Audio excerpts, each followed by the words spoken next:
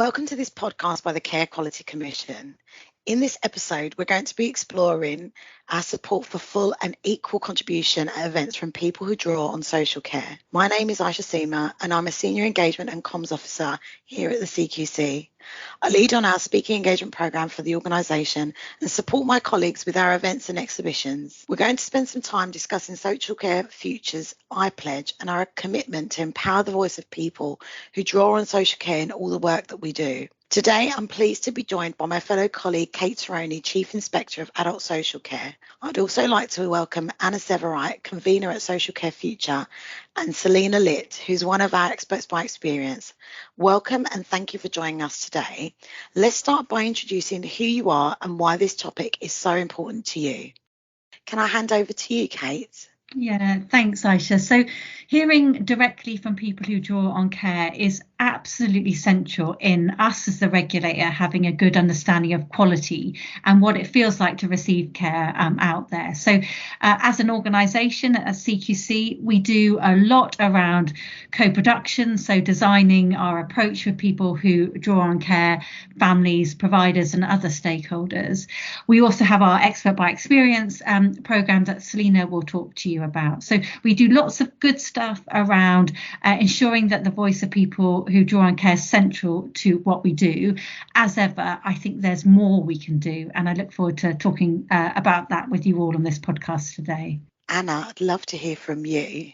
Yeah, thanks for having me. It's really important to me because, like a lot of us, I wear lots of different hats. So I think, yes, I'm here as one of the conveners of Social Care Future, but actually at the heart of Social Care Future is we are a movement of people, and we include people like myself who draw on social care.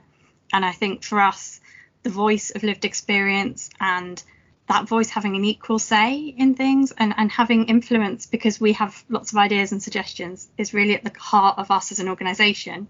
And it's really encouraging that other organisations and allies are now coming on board with that as part of this pledge. Thanks, Anna. And Selina, I'd love to know a bit more about you and the health and care services you use and your work as an expert by experience. Thanks for having me as well. So, as mentioned, I'm Selina, and I've been working for Choice Support, helping the CQC with inspections for about 5 years now. Personally, I'm visually impaired and my brother is blind with profound learning difficulties. Predominantly, we use domiciliary care agencies, so getting help in the home and out and about. So this means I've got both direct and indirect experience of using health and social care services. As an expert by experience, my role is to gather the views and experience of service users and their relatives to find out if they're having safe, effective, caring, responsive and well-led care. I give people the opportunity to speak up and speak out about their care, which is something I feel really passionate about. Thank you so much, Selina. Social Care Future articulate their vision so beautifully. In it, they say, don't we all want to live in a place we call home with the people and things that we love in communities where we look out for one another, doing the things that matter to us? This question is for Anna. Could you tell us a little bit more about this vision and the work of Social Care Future? Yeah, thank you. As you say, that vision, I think, is so powerful because it is what we all want from life. It doesn't just apply to those of us that may need health or social care. It applies to everyone. And we started Social Care Future a few years ago, really partly because we felt that often the voices of people who draw on social care weren't part of the discussions about what social care should look like. And also that often as a sector, it was very focused on the kind of crisis and fixing social care rather than actually having an aspiration for what social care should be. And one of the first things we did when we got together was co-produce that vision. So it took quite a long time and an awful lot of people were involved, people that work in the sector, people who draw on social care.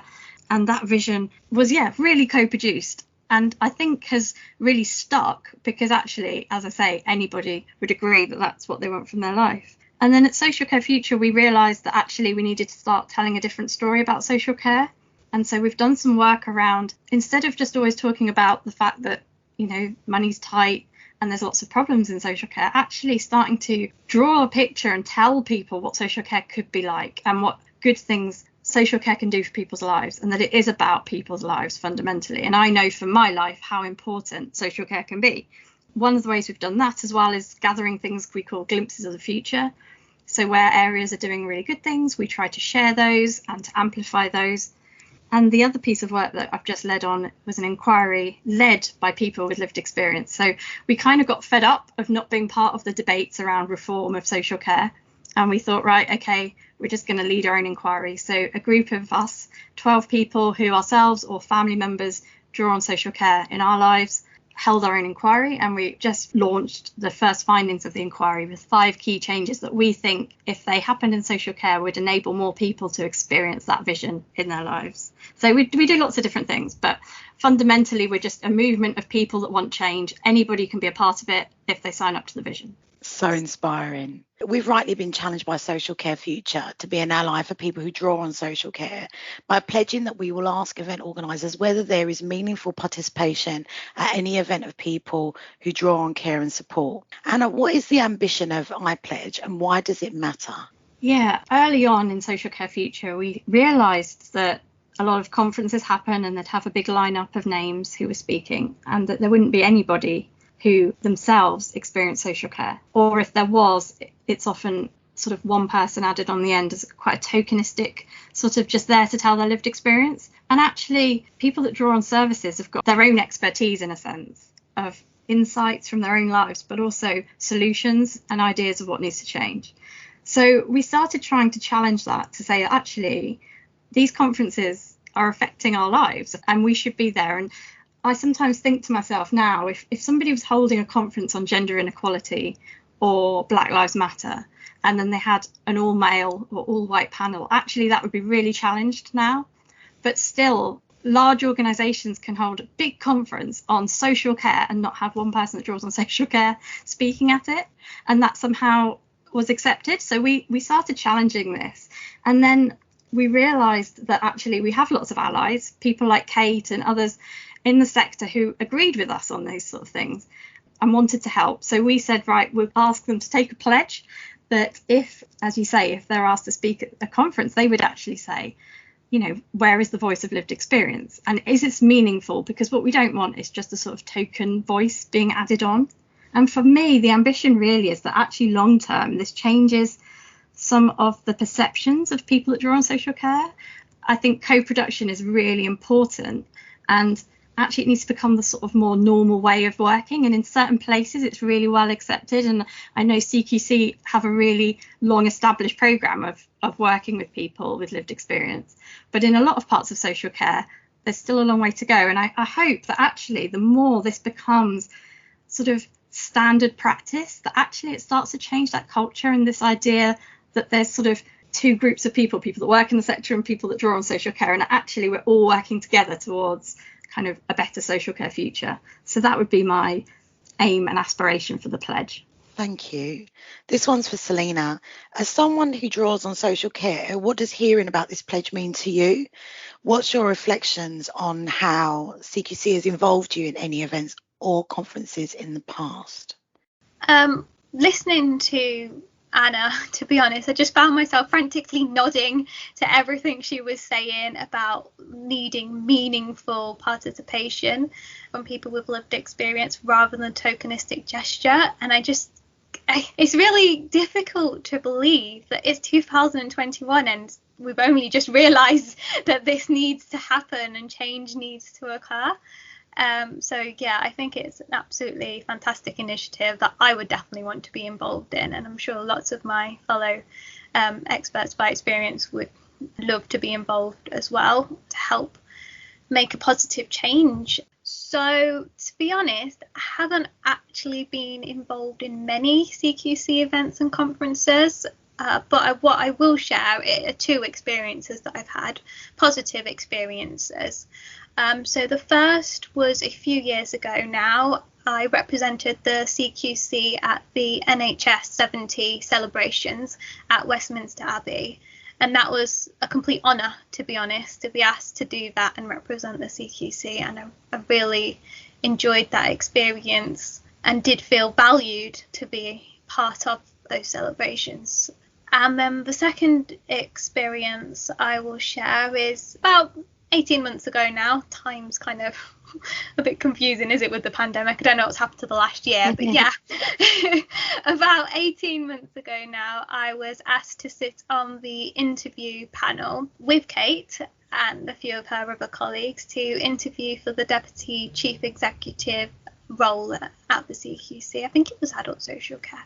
And that was a really good experience. It not only felt nice to be asked, but it felt right to be there and a part of that panel. I didn't feel like a token gesture then. I did feel like I was working in partnership with Kate and her colleagues. So that was a really good experience as well. And I definitely, again, love to do more.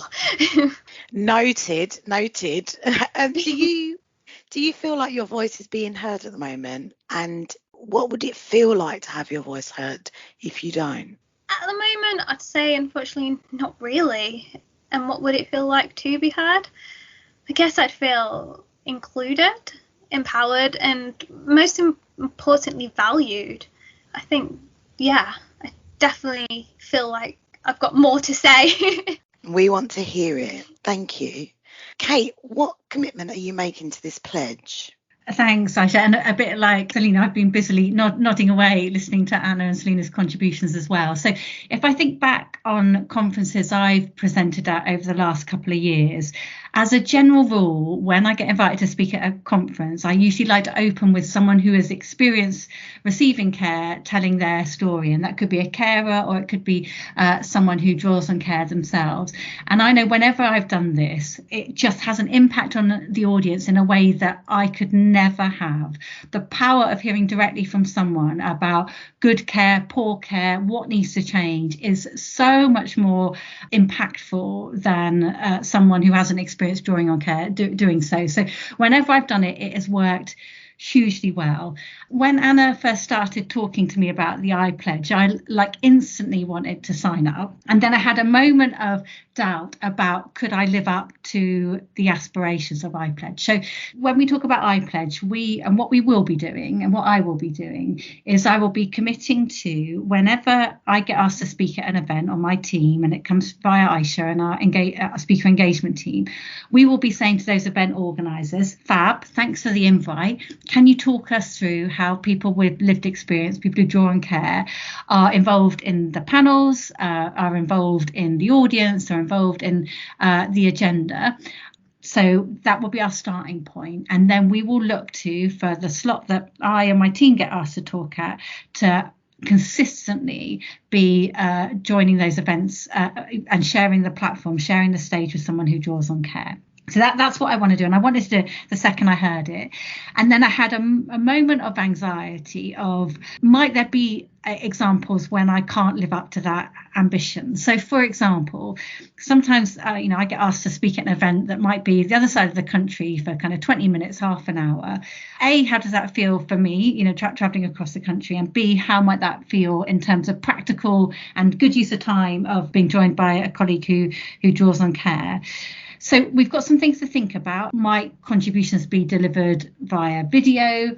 There might be other instances where even just getting social care on the agenda of the conference is a win, that we may not be able to get the extra step of having an agreement to get someone to join me as well with someone who draws on care. And in those instances, we'll form a view about whether we accept the offer, noting our kind of disappointment that we haven't got the ultimate ambition, or whether we would decline. So I suppose I'm sharing that with you because there'll be other organisations who are thinking, I really want to do this, but I don't want to have a really tough time if I can't on every single occasion live up to the ambition. I think this is about stating our intent to ask those questions of providers of conferences, and our intent wherever possible to meaningfully share the stage, share the platform with someone who draws on care.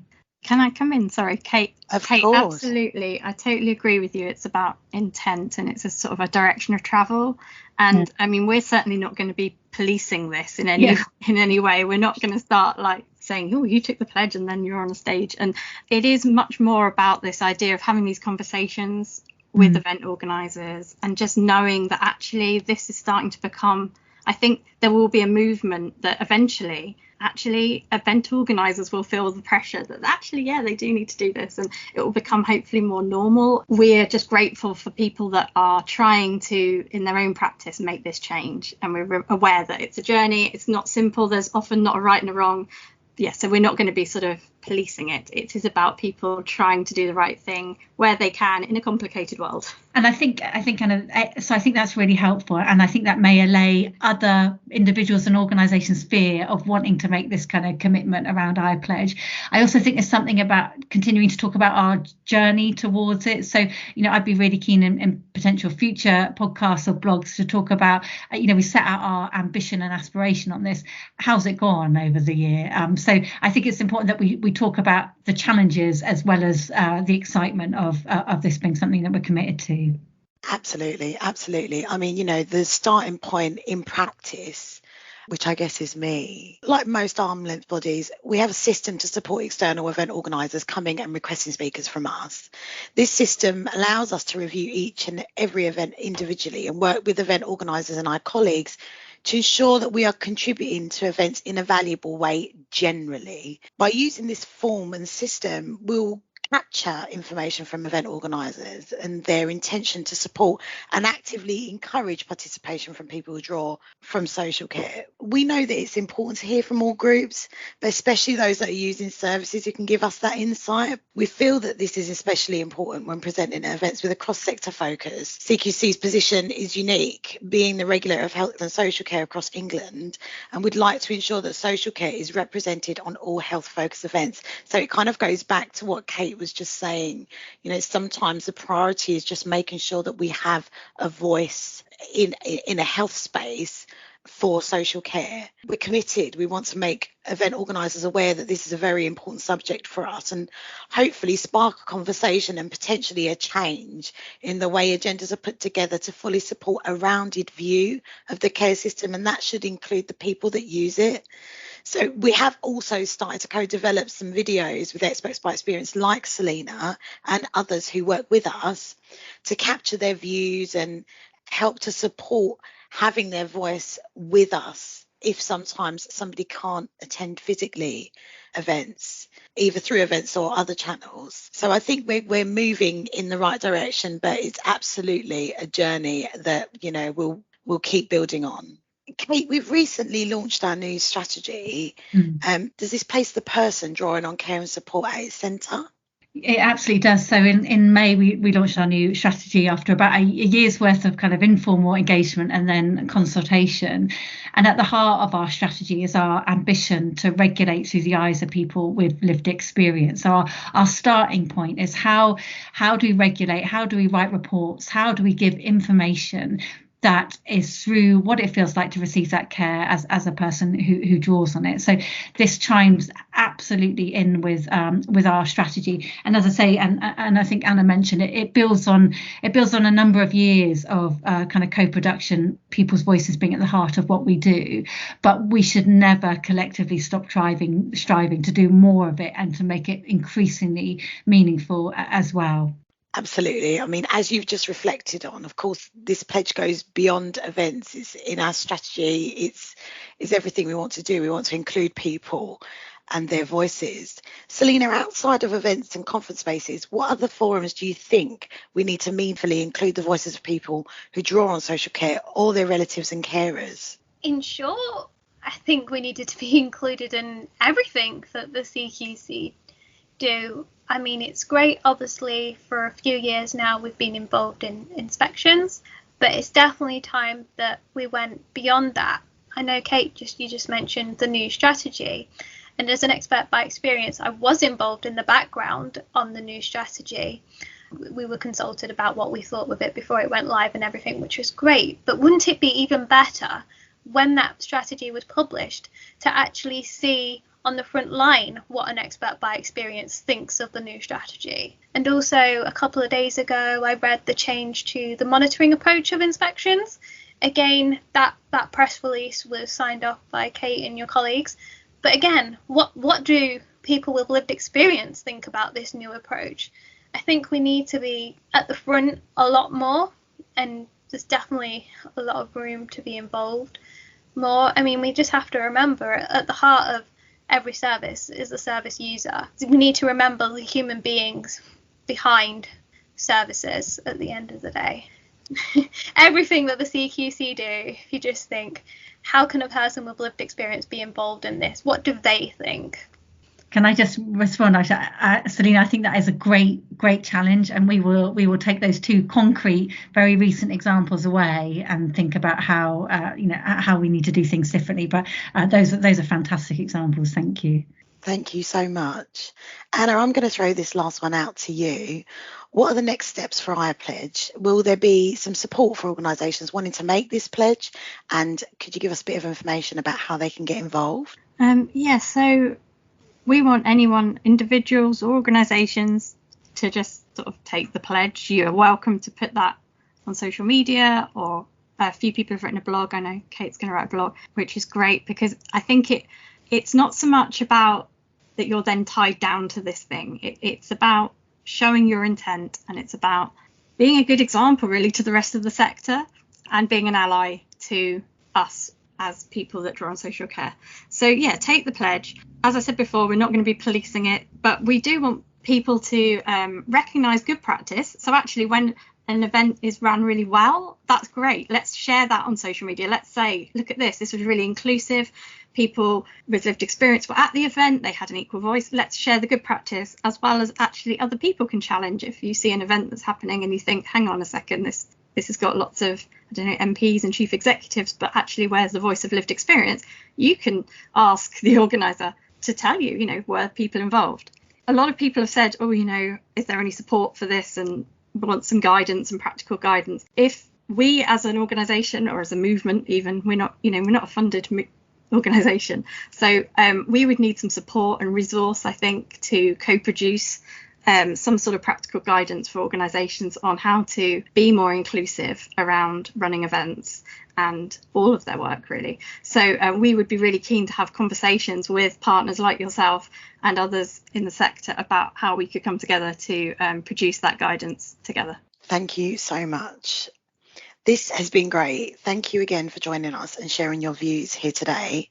You can find out more about the pledge and how to involve your organisation on Social Care Future's website, www.socialcarefuture.blog. We've also written our own blog with more information on what we're doing at www.carequalitycom.medium.com.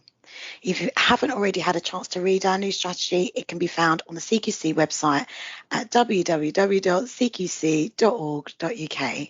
Thanks to those listening as well. We have a variety of CQC podcasts coming up, so do join us next time, and thank you to you all for being involved.